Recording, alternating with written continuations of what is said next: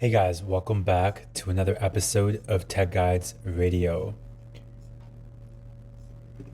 Today we're going to talk about game physics using the Vulkan API.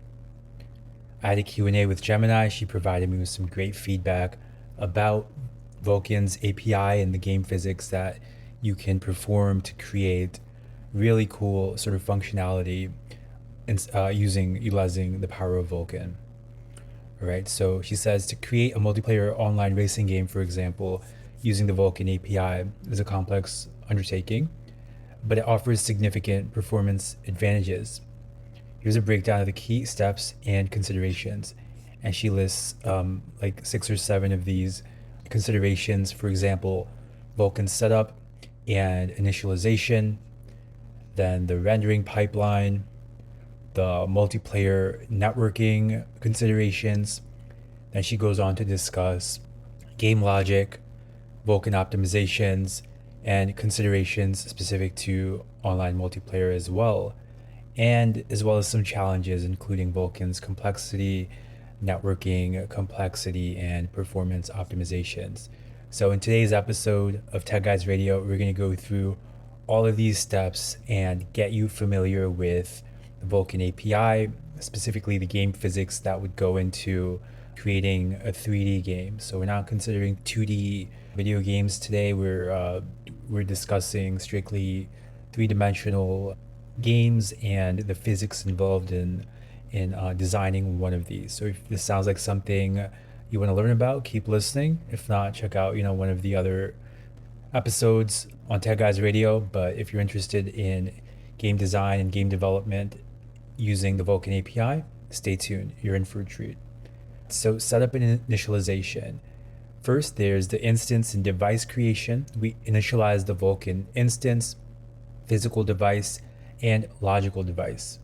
Then we select appropriate queue families for graphics, compute, and transfer operations. And thirdly, we create command pools and command buffers. All right, that's all step one, instance and device creation. Then we move on to surface and swap chain. We create a surface for rendering to the window. We set up a swap chain to manage frame presentation. And thirdly, we create image views for the swap chain images. So all of that is the initialization step in Vulkan. And then we move on to the rendering pipeline. And this is where we get into shader development, pipeline creation, and command buffer recording. So hopefully you're still with me. So for shader development, this is what we got to do. We got to write vertex and fragment shaders in GLSL or HLSL and compile them to SPIR-V. All right, SPIR-V. Vertex shaders handle vertex transformations and input assembly. And then fragment shaders handle pixel shading and output color. And guys, Vulkan's pretty difficult to understand. There's a steep learning curve. So I know a lot of this is complicated, but just stick with me, and hopefully by the end of this episode and kind of the following set of tutorials that I do on Vulkan, you'll be able to kind of wrap your head around what's going on with the API. Right? It's a bit tricky to understand. It's difficult to grasp, but once you get it, it's very useful, and you can do a lot of cool things with Vulkan. Right? We're gonna move on to pipeline creation. We're gonna create a graphics pipeline with vertex input, input assembly, rasterization, depth testing, blending, and fragment shading stages. All right? So far so good. Then we define descriptor sets and layouts for uniform buffers, textures, and other resources. And lastly, we create frame buffers for rendering to the swap chain images. Last but not least, command buffer recording. All right, we're going to record rendering commands into command buffers, including binding the graphics pipeline, descriptor sets, vertex buffers, and index buffers. We're going to issue draw calls to render the racing track, the cars, and other objects. All right, guys, and this is where the game layout is, the game world is going to start taking shape. Now, remember, we are creating a multiplayer racing game. So the next step is going to be the multiplayer networking considerations. Like that's what we got to set up next. Okay. So first, there's the network protocol. We have to choose a network protocol, UDP or TCP, based on the requirements of the game. UDP is often preferred for fast-paced games due to its lower latency, but TCP provides reliable delivery, so something to keep in mind. We're going to develop our server-client architecture. We're going to implement a server-client architecture where the server manages the game state and clients render the game based on the server's data. The server should handle player positions, collisions, and other game logic. Data synchronization. We're going to synchronize player positions, velocities, and other game data between the server and clients. We're going to have to write all those equations for the game physics, including position, velocity, acceleration, and all of that. Okay, because otherwise we couldn't have a racing game, because how are we going to program the cars to move through the tracks, right? So a lot of physics is going to go into making this work.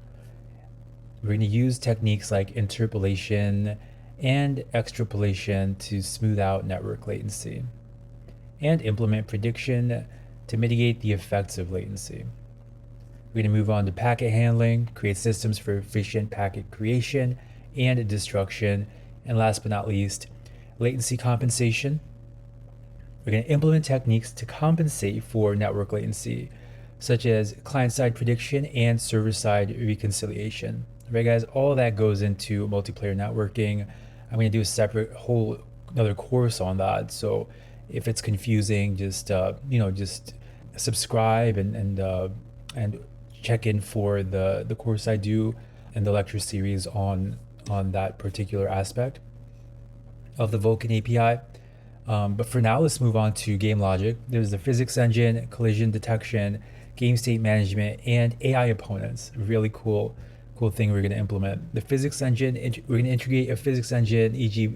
bullet physics or PhysX, to create realistic car handling and collisions, right? It's going to be awesome. We're going to use the compute queue of Vulkan to offload some of the physics calculations to the GPU, all right? So that's where having a powerful GPU is going to come in handy. We're going to be able to utilize all the functionality of a high-performance GPU. We're going to have collision detection, implement collision detection to handle car-to-car and car-to-track collisions, game state management. We're going to manage the game state, including player positions, lap times, and race progress. And as I mentioned, AI opponents. We're going to implement AI opponents to provide a challenging racing experience.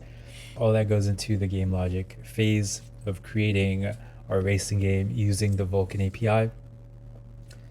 And the fifth step is sort of optimizations. We're going to do a command buffer optimization. Using secondary command buffers can reduce CPU overhead, especially within multi-threaded environments, but care must be taken. Okay, so that's one optimization. Descriptor set management. We can optimize descriptor set management to reduce overhead. Memory management. We're going to use Vulkan's memory management features to efficiently allocate and manage memory, and multi-threading as well. We're going to utilize multi-threading to parallelize. I struggle with that word. Parallelize rendering and game logic. So we're going to implement a bit of multi-threading as well. We're going to make our racing game fast, because why not? It's a racing game after all. We're going to make it really, really fast. And we're going to end today's episode discussing sort of considerations specific to online multiplayer and some challenges as well with implementing all this using the Vulkan API. Now, with online multiplayer, there's network latency you got to worry about. This is your largest consideration. A racing game is very dependent on low latency. Okay, there's anti-cheat you got to worry about. Online multiplayer games are always targets for cheats. Server-side validation is very important, so we don't have like cheat codes and people taking advantage of others and winning all the time. And we gotta account for that. No cheat codes. Scalability, how well your game handles a large amount of concurrent players. If you're going to make a game that hundreds of thousands of people play every night, you got to worry about, hey, how's this going to scale? right? This should be taken into account early in development.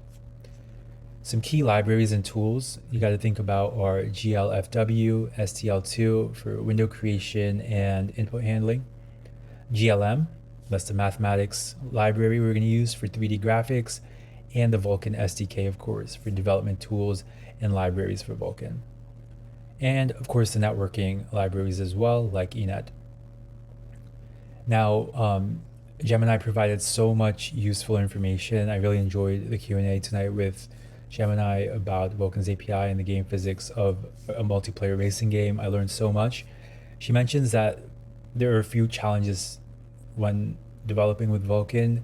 The complexity. Vulkan's explicit nature requires a deep understanding of graphics programming. Okay, guys, so if you're new to that domain, check out my other courses, lectures, slides, and videos.